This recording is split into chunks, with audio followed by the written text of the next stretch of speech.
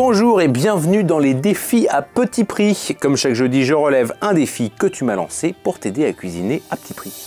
Salut Julien!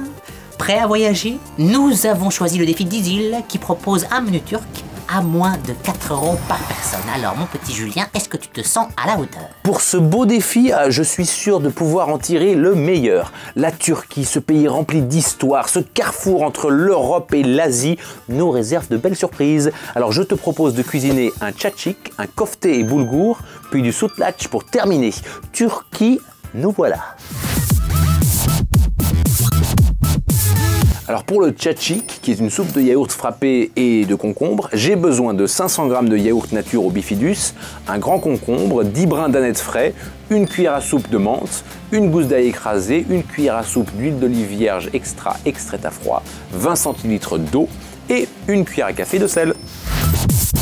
On épluche le concombre et on l'épépine, on le coupe en petits dés et on le saupoudre de sel, on laisse dégorger une bonne dizaine de minutes, on vide les pots de yaourt dans un grand saladier et on le bat à l'aide d'une fourchette. On ajoute de l'eau petit à petit de façon à rendre le yaourt plus léger sans qu'il ne devienne trop liquide. On égoutte le concombre et on l'ajoute au yaourt avec la gousse d'ail écrasée, on mélange bien et on réserve le tout au frais pendant une bonne demi-heure. Au moment de servir, on saupoudre de menthe et d'aneth hachée, puis on arrose d'huile d'olive. Bonjour Julien, je ne m'attendais pas à te voir dans les parages. Comment connais-tu ces si bonnes choses de mon pays? Écoute, tout est dans l'amour de la cuisine et des cultures. Allez, regarde la suite. Pour le kofté et boulgour, il me faut 400 g de haché de veau, 180 g de boulgour, une tomate, un oignon, du persil surgelé, une demi-déjeuner de rassis, un œuf, un filet d'huile d'olive vierge extra extraite à froid, une pincée de cannelle moulue, une cuillère à café de cumin moulu et du sel et du poivre.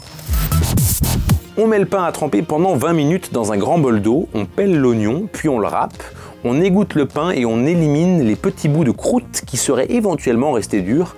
On essore bien avec la main. Dans un saladier, on mélange le pain, l'œuf, l'oignon, la viande, les épices, le persil, du sel et du poivre.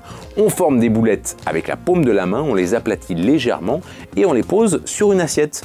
Dans une grande poêle, on fait revenir ces boulettes dans un filet d'huile d'olive à feu moyen, environ 4 minutes. On retourne quand la première face est bien dorée et on laisse dorer l'autre face, environ 4 minutes aussi. On met à cuire le boulgour dans une casserole d'eau bouillante salée, on l'égoutte, on découpe la tomate en dés et on l'ajoute au boulgour. Décidément, tu sais t'y prendre, Julien. On pourrait croire que tu habites la Turquie depuis toujours. Je suis seulement très curieux de tout ce que la cuisine peut nous offrir. Allez, la suite.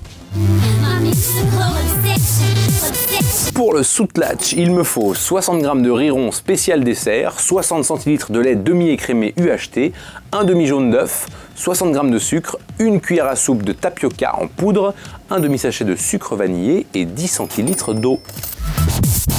On préchauffe le four à 230 degrés, thermostat 7-8. On cuit le riz dans une casserole avec 10 centilitres d'eau froide jusqu'à ce que celle-ci s'évapore. On ajoute le lait et le sucre et on le fait cuire à feu doux pendant 10 minutes en remuant. Dans un bol, on mélange les jaunes d'œufs et le tapioca avec une cuillère à soupe d'eau.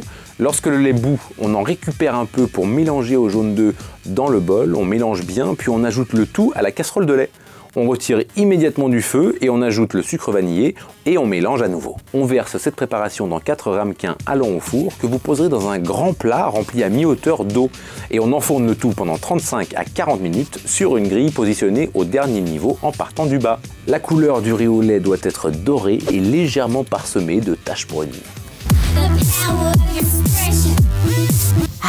Et un défi réussi de plus. Le budget est respecté, je n'ai rien à ajouter, mis à part félicitations.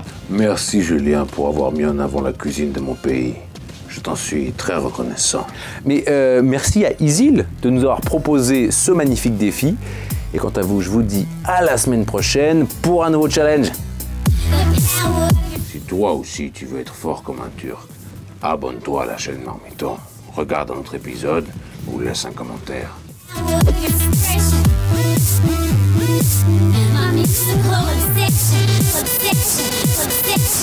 You damn sure.